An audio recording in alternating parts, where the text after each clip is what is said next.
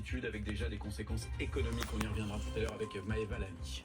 Nous sommes, regardez cet après-midi, à l'Elysée avec Loé Giraud, à Matignon avec Pierre Barbin. Lula Baye nous attend à être du côté du siège des Républicains, comme toujours. Angel Ouattara est devant lui, celui du Parti Socialiste, qui peut faire tomber le gouvernement. Il va y revenir dès cette semaine. Et puis, bien évidemment, sur BFM TV, on vous donne, comme à chaque fois, la parole des Français. Comment vivez-vous cette période de turbulence? On sera à Nice et à Béziers cet après-midi.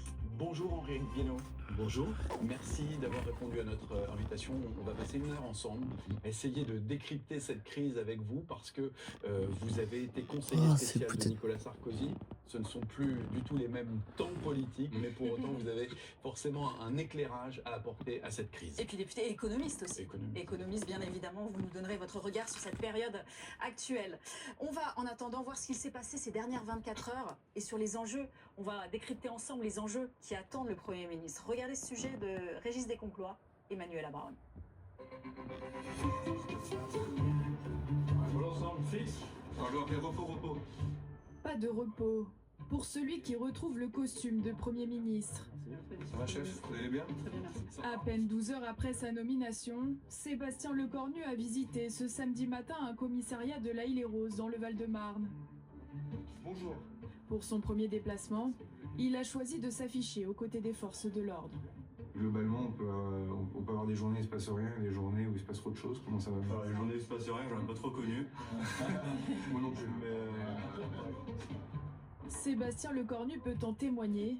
Les derniers jours ont été particulièrement intenses. Par communiqué, c'est bien Sébastien Lecornu qui est nommé Premier ministre. Sébastien Lecornu est reconduit à Matignon. C'est ce qu'annonce à l'instant même l'Elysée. 22 h ce vendredi soir, l'Elysée dévoile enfin qui reprend les rênes de Matignon. C'est le Premier ministre démissionnaire qui est reconduit à l'issue d'une journée marathon.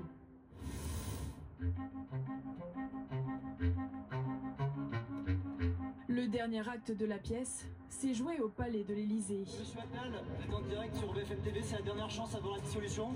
En début d'après-midi, le président de la République y convie toutes les forces politiques qui souhaitent un compromis plutôt qu'une nouvelle dissolution.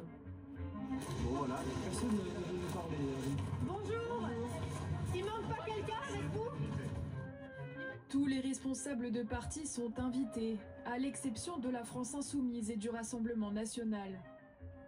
Une réunion de la dernière chance, destinée à clore une semaine de crise comme la Ve République n'en avait encore jamais connue.